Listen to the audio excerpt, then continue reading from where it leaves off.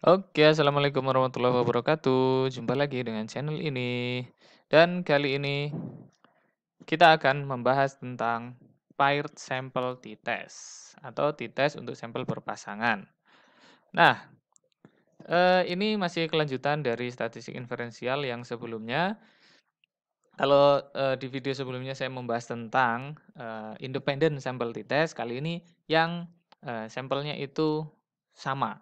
Jadi, kapan paired sample t-test ini dipakai? Jadi dia dipakai saat kita ingin menguji kondisi sebuah variabel pada dua situasi yang berbeda. Misalnya nih, langsung contoh aja supaya jelas. Jadi kita ingin menguji pengaruh pemasangan AC di dalam kelas terhadap motivasi belajar siswa.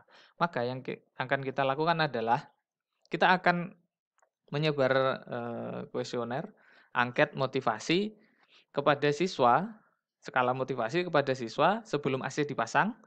Dan setelah AC dipasang, lalu kemudian kita akan membandingkan bagaimana hasil kedua pengetesan atau pengujian tersebut. Pengetesan itu, tes motivasinya itu.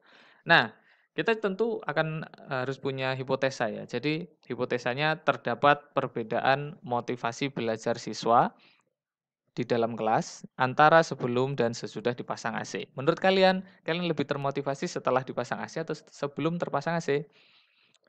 Silahkan masing-masing punya jawaban sendiri-sendiri. Oke. Apa yang ditunjukkan oleh pair sample t-test ini sih? Jadi, pair sample t-test ini akan ngasih tahu kalian apakah terdapat perbedaan yang signifikan rata skor motivasi sebelum dan sesudah dipasang AC itu tadi. Terus, sebagaimana uji parametris lainnya, maka ada asumsi-asumsi yang harus dipenuhi untuk bisa menggunakan t-test ini, paired sample t-test ini. Di antaranya, dia harus memenuhi asumsi normalitas populasinya. Populasinya harus normal. Kita bisa lihat dari mana? Nanti bisa dilihat dari histogramnya. Graph nanti grafik di SPSS itu bisa ditampilkan. Nah, cuman kabar baiknya adalah jika sampel penelitian kita itu lebih dari 30, N lebih dari 30, maka pelanggaran asumsi normalitas ini bisa ditoleransi. Jadi nggak ada masalah. Terus, yang kedua adalah dia harus memenuhi asumsi homogenitas data. Jadi, variabilitas skor dari dua kelompok yang kita bandingkan, sebenarnya bukan dua kelompok juga, tapi satu kelompok yang dites dua kali kan gitu ya. Itu variabilitasnya itu harus setara, ya, harus equal gitu. Nah, cara mengetahuinya dengan apa? Dengan melihat Laven test for equality of variance. Jadi, yang kita lihat di situ adalah bagian signifikannya itu harus lebih dari 0,05.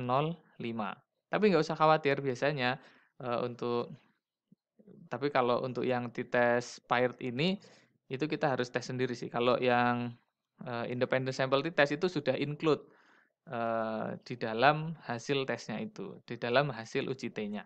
Oke, let's do it.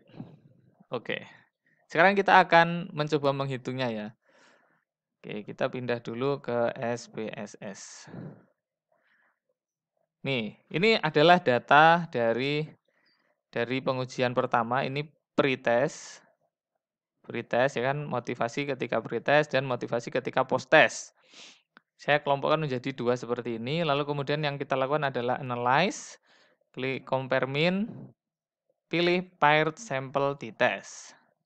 Oke, ini yang tadi ya saya sudah mencobanya terlebih dahulu. Setelah itu kita klik pre, pause, and then anak panah ke kanan. Oke, setelah itu kita option pastikan dia di confidence intervalnya atau taraf kepercayaannya itu 95%, lalu kita continue. Kemudian kita klik OK, dan dia akan keluar seperti ini. Ya, ada 3 tabel yang keluar yaitu paired sample statistik. Dia ini deskriptifnya ya. Jadi ada mean, ada jumlah sampelnya, ada standar deviasinya, lalu kemudian pair sample correlation, terus ada pair sample t-testnya. Nah, yang kita lihat pada bagian ini apanya? Pertama kita lihat ini, signifikansi, 2 ekornya ini. Stick-to-tailed ini, dia kalau kurang dari 0,05 berarti secara signifikan kedua kelompok, kelompok pre dan post yang kita bandingkan itu berbeda secara signifikan, gitu. Nah, terus kita kembali ke penjelasan yang tadi. Nah, ini datanya tadi, ini hasilnya, saya sudah kopikan ke sini. Setelah itu, kita kan juga bertanya-tanya, sebenarnya seberapa besar pengaruh AC terhadap motivasi atau perubahan motivasi atau peningkatan motivasi belajar siswa di dalam kelas tadi. Maka kita bisa menghitungnya dengan menghitung efek size-nya. Dia ada rumus eta square, rumusnya seperti yang kalian bisa lihat, terus kita langsung saja masukkan angka-angkanya sesuai dengan yang kita dapatkan tadi. Pertama, T kuadrat per T kuadrat plus N min 1. T-nya berapa? Lihat aja, T-nya adalah nih, min 10,89. Oke, 10,89 kita masukkan. Lalu N-nya berapa? N-nya 35. Oke, N-nya 35 kita masukkan. Kita hitung hasilnya berapa? Hasilnya adalah 0,77. Nah, Cohen, dia mengungkapkan bahwa kalau eta square-nya itu 0,01, itu disebut masuk kategori efek yang kecil. Kalau dia mencapai 0,06 itu moderat efeknya. Tapi kalau bisa mencapai 0,14 itu large, itu luas ya, efeknya luas gitu. Jadi sangat memiliki efek. Jadi hasil perhitungan kita tadi kan 0,77. Dia termasuk large effect. Efeknya besar. Pengaruhnya besar gitu. Nah, kan kita sudah selesai menghitungnya ya. Terus bagaimana cara kita menampilkan di dalam laporan penelitian? Nah, ini adalah contoh tulisan laporan penelitian dari yang tadi kita sudah hitung ya. Jadi, paired sample t-test telah dipakai untuk mengetahui pengaruh AC terhadap motivasi belajar siswa di dalam kelas. Berdasarkan perhitungan, didapatkan hasil bahwa terjadi peningkatan yang signifikan motivasi belajar siswa dari pre-test ke post-test. Jadi pre-testnya tadi disebutkan, minnya waktu pretest berapa, standar deviasinya berapa. Lalu kemudian, sorry. Kita kembali dulu. Nah, kita yang pretest itu disebutkan minnya berapa, standar deviasinya berapa. Terus ke post-test. Nah, setelah dipasang AC, dia minnya jadi berapa, standar deviasinya jadi berapa.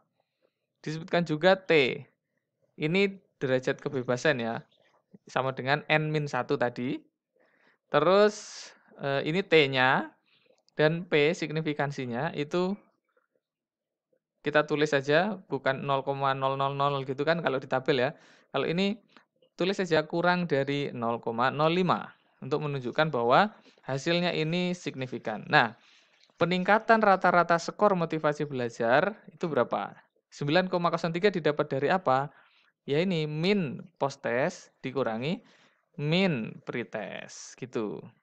Dengan taraf kepercayaan yang tadi di option kita sudah pastikan dia nilainya 95%, terus kemudian eta square statistik 0,77 yang mengindikasikan efek yang large itu apa tadi? Luas, efeknya luas. Jadi pengaruhnya besar terhadap perubahan motivasi. Jadi AC ini berpengaruh besar terhadap perubahan motivasi belajar siswa di dalam kelas gitu ya. Tapi ini kan penelitian Esa-Esa ya, data ini data rekaan ya. Data rekaan yang kita karang untuk keperluan pembuatan ini. Jadi apakah benar demikian ya, nanti harus ada penelitian yang sesungguhnya gitu. Oke. Saya kira penjelasannya sudah cukup jelas ya. Jadi silahkan kalian nanti mencoba-coba dengan sampel penelitian lain bahkan atau mungkin kalian, punya minat untuk melakukan penelitian serupa dengan ini, silahkan.